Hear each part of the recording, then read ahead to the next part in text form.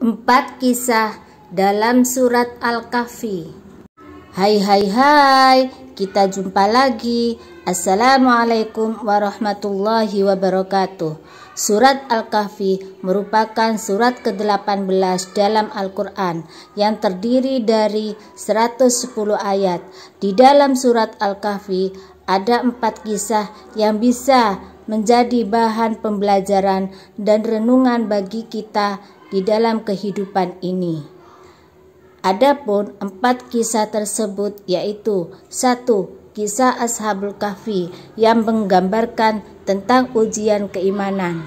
2. Kisah 2 pemilik kebun yang menggambarkan tentang ujian kekayaan harta benda.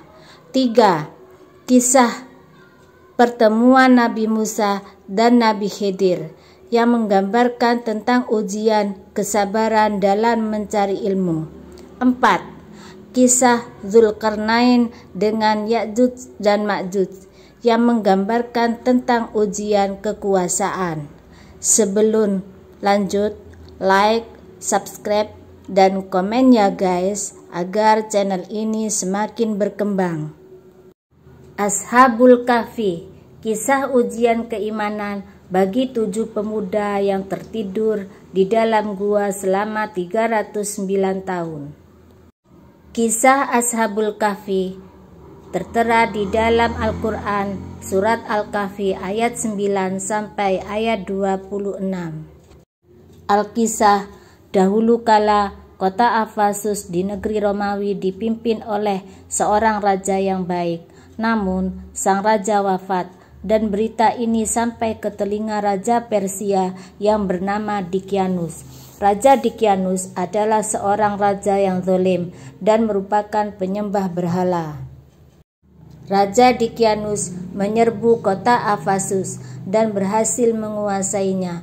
Meski Raja Dicyanus kejam dan zalim, rakyat tidak punya pilihan lain selain mematuhinya, sebab barang siapa yang tidak sejalan dengannya, maka ia akan segera membunuhnya. Dalam memerintah, Raja Dicyanus sangat kejam dan menyiksa para umat beragama. Raja Dicyanus merupakan penyembah berhala. Sang raja selalu memerintahkan dan memaksa seluruh rakyatnya untuk ikut menyembah berhala. Jika ada yang menentangnya, Raja Dicyanus tidak segan untuk membunuhnya. Oleh karena itu, sebagian besar rakyat di kota Afasus adalah penyembah berhala. Pada suatu hari, Raja Dicyanus mendengar bahwa ada 7 pemuda dari golongan bangsawan yang menolak untuk menyembah berhala. 7 pemuda tersebut bernama Maxalmena, Martinus, Castunus, Bairunus, Danimus, Yatbunus, dan Tamlika. Mengetahui hal itu, Raja Dicyanus sangat marah dan memerintahkan para pengawalnya untuk segera membawa pemuda-pemuda tersebut ke hadapannya. Sesampainya di istana, pemuda-pemuda tersebut ditanya, mengapa mereka tidak mau menyembah berhala. Pemuda-pemuda tersebut menjawab bahwa mereka hanya mau beribadah kepada Allah Subhanahu wa Ta'ala. Sang raja kemudian menawarkan berbagai kenikmatan harta dan jabatan agar mereka mau meninggalkan keimanannya. Namun mereka tetap teguh dalam pendiriannya dan menolak semua tawaran raja. Raja Dicyanus murka dan memberikan kesempatan bagi pemuda tersebut untuk memikirkan tawarannya. Para pemuda tersebut memiliki keteguhan hati yang sangat luar biasa. Mereka tetap menolak semua tawaran Raja Dicyanus. Keteguhan hati para pemuda tersebut tertuang dalam firman Allah Subhanahu wa Ta'ala. Bismillahirrahmanirrahim. Wa rabatna ala qulubihim idh qamu faqalu rabbuna rabbus samawati wal ardi lan nad'u min dunihi ilaha laqad qulna idzan syatata. Artinya, dan kami meneguhkan hati mereka di waktu mereka berdiri. Lalu mereka berkata, Tuhan kami adalah Tuhan seluruh langit dan bumi.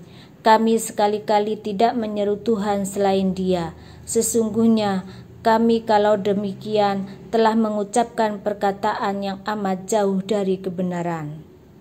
Akhirnya 7 pemuda tersebut sepakat untuk pergi meninggalkan kota Afasus. Mereka memohon perlindungan kepada Allah Subhanahu wa Ta'ala. 7 pemuda tersebut lari hingga mencapai sebuah bukit dan menemukan sebuah gua yang mereka jadikan tempat persembunyian mereka. Selama masa pelarian mereka juga terdapat seekor anjing bernama Kitmir yang selalu mengawani perjalanan mereka. Di dalam gua mereka bisa beribadah kepada Allah dengan bebas dan leluasa. Mereka berdoa dan memohon perlindungan kepada Allah Subhanahu wa Ta'ala agar terhindar dari kejaran tentara Raja Dicyanus. Kisah ini pun diceritakan dalam Al-Quran surat Al-Kahfi ayat 10. Bismillahirrahmanirrahim. Idh awal fityatu ilal kahfi faqalu rabbana atina min ladunka rahmatan wa hayyi' lana min amrina rasyada.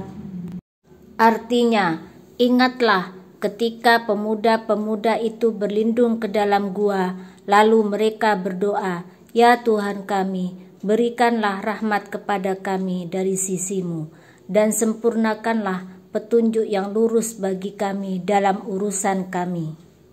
Akhirnya Allah menutup pendengaran dan penglihatan pemuda-pemuda tersebut sehingga mereka tertidur di dalam gua dalam waktu yang lama.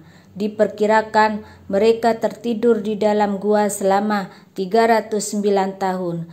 Kisah ini pun diceritakan dalam Al-Quran surat Al-Kahfi ayat 11. Bismillahirrahmanirrahim. Fadarabna ala adhanihim fil kahfi sinina adada. Artinya, maka kami tutup telinga mereka di dalam gua itu selama beberapa tahun. Waktu terus berjalan sampai akhirnya negeri Afasus sudah beberapa kali berganti raja dan Raja Dicyanus telah tiada. Allah pun membangunkan para pemuda tersebut sebagaimana yang tertulis dalam surat Al-Kahfi ayat 12.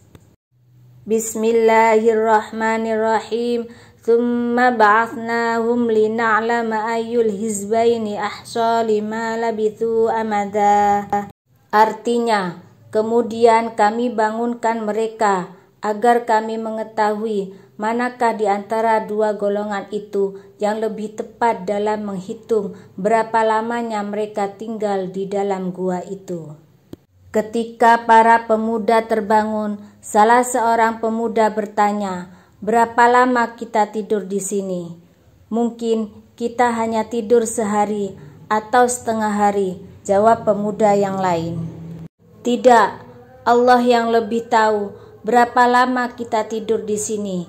Begini saja, sebaiknya salah satu di antara kita keluar dari gua untuk membeli makanan dan memastikan bagaimana keadaan kota saat ini," ujar salah satu pemuda. Akhirnya, pemuda yang bernama Tamlika pergi ke kota. Dia berjalan dengan sembunyi-sembunyi karena takut ketahuan oleh prajurit Raja Dicyanus. Namun, ia merasa heran karena melihat banyak orang yang sudah beriman.